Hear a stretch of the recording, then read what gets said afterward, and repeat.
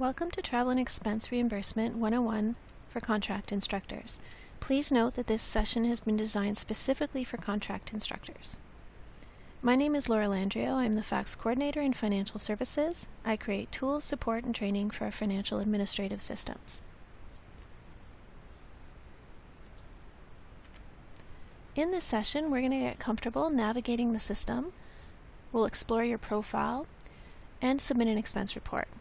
I'm not going to go over using the app in this particular recording, and also I won't cover eligibility of expenses. To determine if an expense is eligible, contact BAO at qb4600.ca to determine eligibility.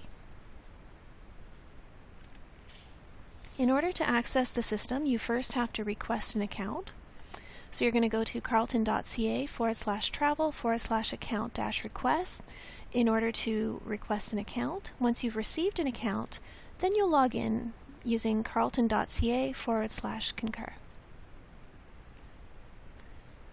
So now what I'm going to do is move over to SAP Concur, where we'll explore the landing page. But before I do that, I just want to point out that there are how-to sheets available at carleton.ca/fax/travel/contract-instructor. And the how-to sheet will walk you through all of the steps that I'm about to show you. Alright, so with that, we'll move over to the system. So the first thing I'd like you to do when you log in is to click on Profile. I always like to begin by pointing out how to sign out so that you don't end up like Alice down the rabbit hole. So you can sign out here. And now we're going to move over and click on Profile Settings. Alright, so there's a lot of options here. However, the Financial Information Systems team has pre-populated all mandatory fields for you. There are, however, 3 tasks that you should complete the first time you log into SAP Concur. So you'll find the first under Expense Settings and Expense Approvers. So we'll go ahead and click on that.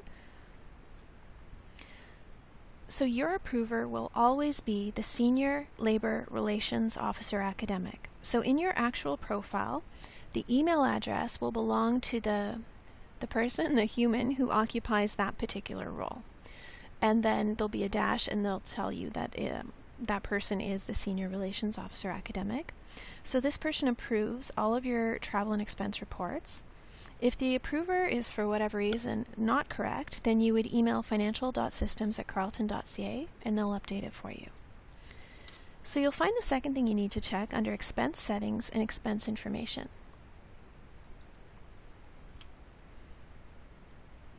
So the default index, the index is the source of funding to pay for your particular expenditures. So for you, it will always be D111125 Central Benefits. So this is a default. So what that does is it applies this particular index, so this source of funding, to every one of your reports. So again, it's pre-populated for you. You'll never need to change it. So always leave it as is, and in our next demonstration I'm going to create an expense report and you'll see exactly where that'll show this particular index, where it'll show up. But the good news is you just leave it as is. If you do modify it by accident, just be aware that it will be returned to you for correction. So again, I'm going to show you this in the next demo. If for whatever reason the pre-populated index isn't Central Benefits, then once again you just reach out to financial.systems@carleton.ca and they'll update it for you. But it should be correct. Okay, so the last thing I'm going to get you to check is under Your Information and Email Addresses. Alright, so this system is digital. All of your receipts have to be inputted digitally into the system. The great thing about SAP Concur is there are a lot of different ways to do that. One of the ways to get digital receipts into SAP Concur is to email them to receipts@expenseit.com. This is really great because what happens is when you email a receipt to receipts@expenseit.com, SAP Concur will read the receipts using optical character recognition and it'll create an expense line for you. So it'll pull the information out of the receipts, create an expense line with an image of the receipt attached. So it really is a time-saving feature that you can use. The only trick is, before you can use it, you have to verify any email address that you're emailing from. So for example, this email address in your actual account will be your CUNet email address. So all you have to do is verify it, and again, there's a how-to sheet that'll show you how. I'm not going to go over that now. And if you email receipts from a verified email address to receipts@expensive.com, SAP Concur will do some of your work for you. If you receive most of your receipts to a personal email address, you can add up to 4 of those. All right, so later on when I come back to the PowerPoint slides, what I'm going to do is go through other ways to get digital receipts into Concur, but this is one of the ways. Okay. So the next thing I'm going to do is I am going to scroll up and just show you how to return to the landing page wherever you are in the system. So I'm just going to hover over SAP Concur in the upper left-hand corner. It'll turn blue. When I click on it, it'll take me back to the landing page. All right, so here we are. There's 2 things that I want to point out to you. The first is where to find help. So kind of in the middle of your page, you'll see click here for fax, tools, support, and training. And then when you click on that, it'll take you to a help page. So I'm going to go ahead and click on it, and then we'll go to that support page. All right, so here is the help page. What you'll find is that the page you land on will be the help for the rest of the university, but it's not specifically for you as a contract instructor. So this is really important. You're going to come over to the menu on the left-hand side and click on Contract Instructor Support for SAP Concur. And now the title of the page that you'll be using for your particular support says Contract Instructor Support for SAP Concur. So this is really important. If you follow the directions on kind of the generic support for the rest of the university, then your reports, your report's ultimately going to get returned for correction. So just make sure, if you're a contract instructor, this is the page you're looking at. All right, so the first thing will tell you how to access the system. It'll just, an important note here, you have to request an account first, and then it'll tell you where to direct questions. So you can always direct questions to financial.systems@carleton.ca, or you can book a virtual office hour to work through something with one of the financial information system staff. But before you do that, take a quick look at the how-to sheets first. We've gotten really good feedback, so start here. So the thing that we were just taking a look at was important tasks to complete in your profile. So I'm going to go ahead and click on that. And this is what the how-to sheet will look like. So the first bit will tell you what the how-to sheet is for. Then when you scroll down, you'll see the steps for all of the things that we just worked through. So how to verify your email address. There'll be steps written in text, and then there'll also be screen captures from the system that'll show you where to click. All right, so that is where you should head for support. And with that, we will go back to the system. Okay, so with regards to help, I just want to point out that there is a small help button in the upper right-hand corner. I'd advise against going there first, or at all really. This is generic SAP Concur support. It hasn't been developed specifically for Carleton University. So once again, if you need help, click here for fax, tools, support, and training. Okay, the last thing that I'm going to touch on the landing page is this use of the word alerts right here. This is one of the few things I don't like about the system, because, and just in this particular context, an alert, what they're telling you is that there's these other tools that SAP Concur offers, and maybe they will make your use of the system more efficient. So it's really just telling you other things that you can use within SAP Concur if you want to. Okay, so it's not really a true alert in that sense. It's just giving you some information. All right, so there's clearly a lot more on the landing page, but we're going to leave it at that for now. And what I'm going to go ahead and do is I'm going to create an expense report. So for this expense report demonstration, I've received approval to purchase software and a keyboard. I've made the purchase using my own money, and I'd like to be reimbursed. So there's multiple ways to access and complete most tasks in SAP Concur. I'm going to keep it simple and just show you one. So I think the most intuitive way to begin a report is to click on Start a Report. So that's what I'm going to go ahead and do. So one of the things you're going to notice is that above the fields within the report header, which is what we call this screen, you're going to see a red asterisk. So if you see a red asterisk above a field, then that's going to tell you that that particular field is mandatory, so you have to fill it in. The next thing you'll see is this question mark icon above a lot of fields. So these are designed to provide information about what goes in a given field. So I'm going to caution you against using these quick helps. So these have been designed for all the rest of the university community, but contract instructors, what you guys have to put into a given field is a little bit different, so I would really caution you against using this quick help if you're a contract instructor. Okay, so the first thing you're going to do is go ahead and put in a report name. So I'm going to type in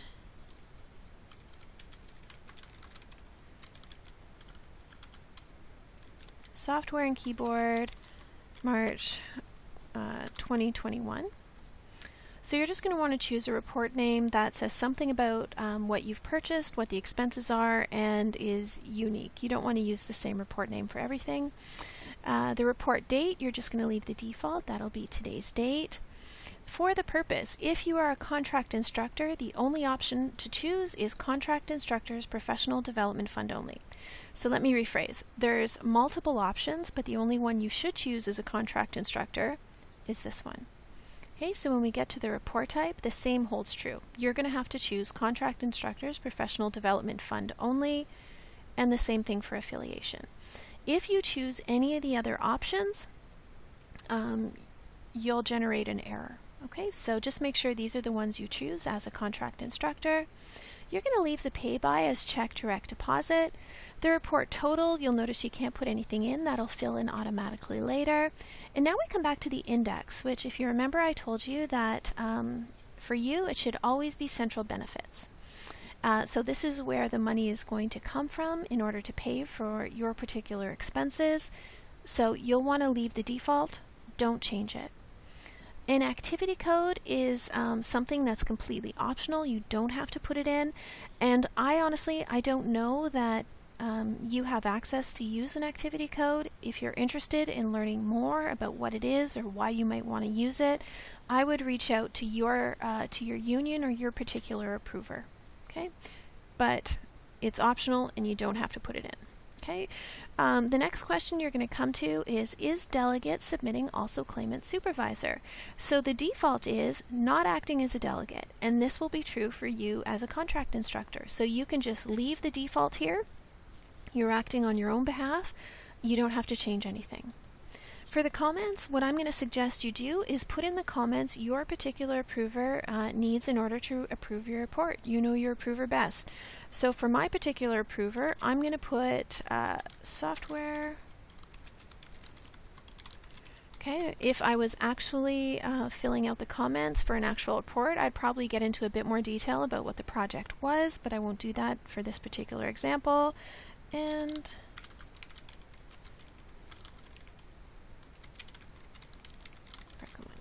okay, so this is my approver's name is Tim. This is what I would put in for Tim. And then in terms of comments, then we come down to claim travel allowance. So a travel allowance is also commonly called a per diem. As a contract instructor, you don't have access to travel allowance, so you're going to leave the default. No, I do not want to claim a travel allowance. And then you're going to come down here and click on the blue Create Report button. So what it'll do is it'll go ahead and name the report based on the information we just submitted, and now we can add our expenses. So I'm going to click on the blue Add Expense button. Now for contract instructors, you have to use specific expense types. So here's how a tip. Search for them by typing in PDF. And what that'll do is it'll take you directly to the expenses that you have access to. So you'll notice that they all have -PDF at the end of them. So one of the neat things about SAP Concur is it does generate a pick list. So I've used computer equipment software supplies before. That's what I need now. So I'm going to go ahead and click on that. But if that's not what you were looking for, then you can just scroll down and choose the one that makes the most sense for you. But that's what I'm going to go ahead and pick. So based on the expense type I've chosen, the correct account will be populated. The transaction date, they're looking for the transaction date on the receipt. So I'm going to go ahead and choose March 1st. The vendor name, again, is the name of the company on the receipt. Now we're going to come to the city of purchase. So for the city of purchase, if you are using it, the city of purchase, this field does two things. So the first thing it does is it generates Canadian taxes. So here's how, if you've used Canadian dollars to buy something, then what you're going to do is you're going to enter where you're using that good or service. So this is software. I'm currently working from my home in Ottawa. So that's what I'm going to do. I'm going to type in Ottawa, Ontario. And what that's going to do is it's going to generate Ontario taxes. As a university, we're eligible to recoup some of our taxes. So that's what it's going to do. If you're working from your home in Quebec, then you're going to put, say, Gatineau, Quebec, and what that's going to do is it's going to generate taxes for Quebec. If you bought something from somewhere else in Canada, so you got something mailed to you from Toronto, then if you're using it in your home in Ottawa, then that's still what you're going to go ahead and do. So for the city of purchase, just be aware that there are people, when you submit this, the first group of people who takes a look at it, they're going to be checking things like the city of purchase, and they'll correct it for you if you didn't get it right. So try your best, but if you don't get it right, there are people who are taking a look at this and who can correct this particular field for you. Okay, so city of purchase, it either determines Canadian taxes, or the other thing it does is if you've used a different currency, so something other than Canadian, then what it's going to do is it is going to generate the foreign currency. So let's say I bought something from the United States, and the city of purchase, the city that's listed on my receipt is Seattle, Washington. So you'll notice as soon as I choose that, then all of a sudden we get this currency field, and it generates a conversion rate for me based on the date of the receipt using OANDA, and it'll give me an amount in Canadian. Okay. So that's the two things the city of purchase field does. I'm going to go ahead and leave Ottawa, Ontario. I have to go ahead and put in an amount. And the comment on the receipt, I'm going to once again remind Tim that this is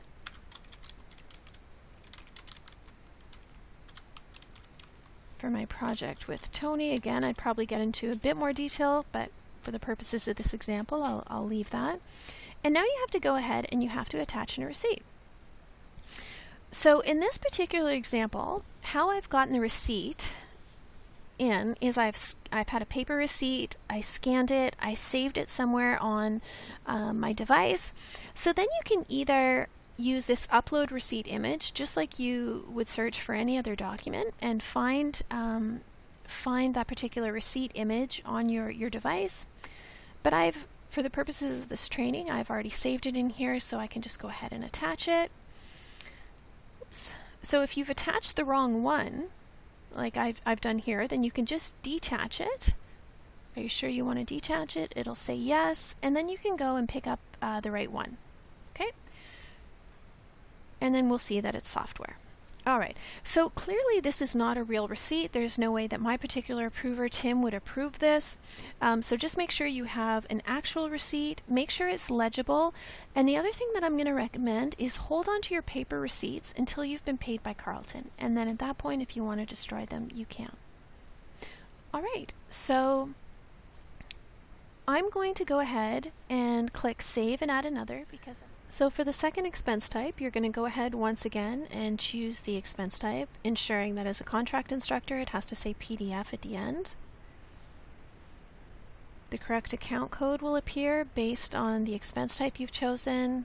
The transaction date is going to be the date on your receipt. The vendor name, again, is going to be the name of the company on the receipt. For myself, the city of purchase is going to be, again, Ottawa, Ontario. I'm using it in my home in Ottawa.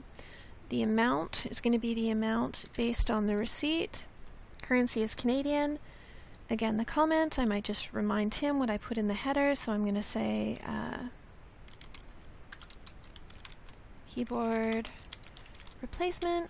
I have to go ahead and attach the receipt. So once again, in this example, I've received a paper receipt, I've scanned it, and I've saved it as an image on my device. So I'm going to go ahead and attach the receipt. So once again, just to remind you, it has to be an actual receipt. Tim wouldn't go ahead and approve this for me. This is just for the purposes of this session.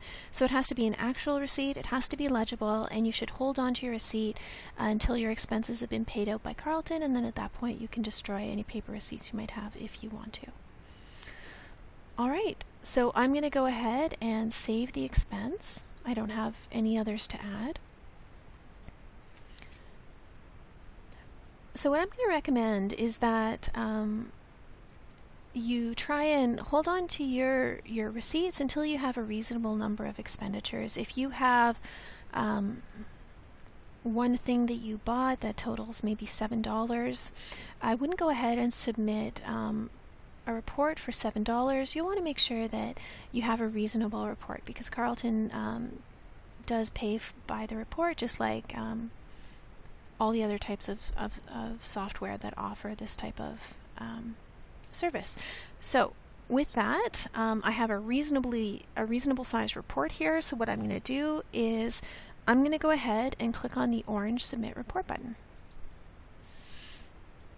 Alright, so here we have the user electronic agreement. So what I have to do is I have to read this, make sure that it's true, and to attest that this is true, I have to click on Accept and Continue. So that acts as my wet signature. Alright, so it's going to tell me what Carlton's paying me.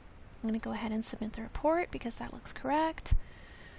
So it's going to tell me that the report's been submitted. It's going to have to ask me if I want to do a survey. I'm going to say no thank you for the purposes of this. And then it's going to bring me to this page, which shows me that my report has been submitted. It's going to give me the date. It's going to give me the title that I picked, the report name, the amount, and then it's going to tell me where it's sitting. So currently it's been submitted and is pending processor approval. So if it's been there for a while and I want to find out a little bit more about it, then what I can do is I can click on the tile, as long as it's been submitted, and then I can go to Report Details and Report Timeline. Okay, so there's a how-to sheet that'll show you all the steps to do this. So right now I just submitted it, so it's sitting with the expense processor. So the expense processor is the person who receives it first, and what they're going to do is make sure you've attached all your documentation, your receipts. They're going to make sure that the information from the receipts matches what's in the system, and they're also going to make sure that it follows Carlton's policies.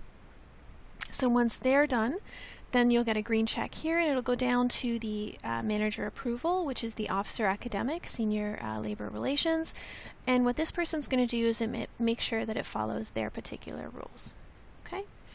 And so this will tell you who you need to follow up with if it's been sitting in one spot for a while.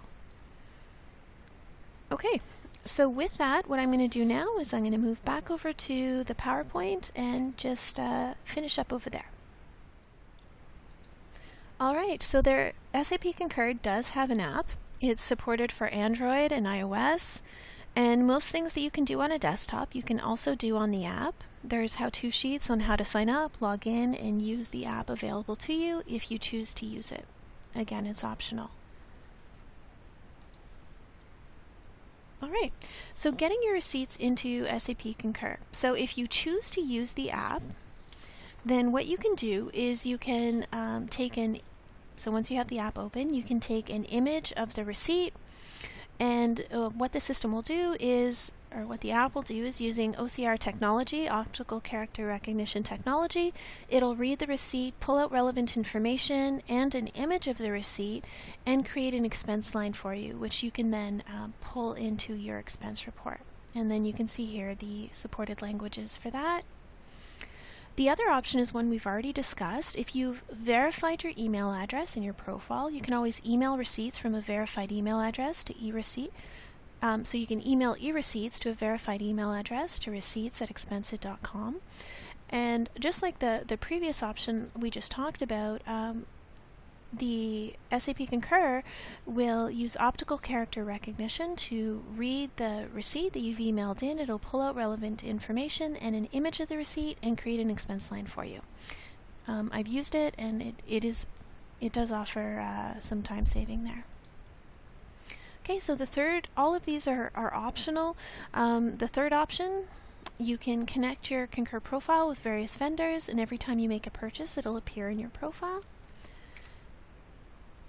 And tips and tricks. So the back button on your internet browser is not always your friend. The best way to navigate any application really online is to use the application's internal navigation. So for example, X, close button, save button, or other menu options. SAP Concur has the following warnings. Yellow means you may have forgotten something and it may prevent you from completing the task. Red is a hard stop, so if you don't fix it, you can't move on. If you need help, the best thing to do if you need help with the system is to email financial.systems@carleton.ca. You can also book a virtual office hour, but before you do either of those things, just please start with the how-to sheets. And make sure that you're on the specific contract instructor page for support. Start with the how-to sheets. Again, we've gotten pretty good feedback about them, and everything that you need to get started should be in the how-to sheets. All right, with that, I will thank you for your time. Take care.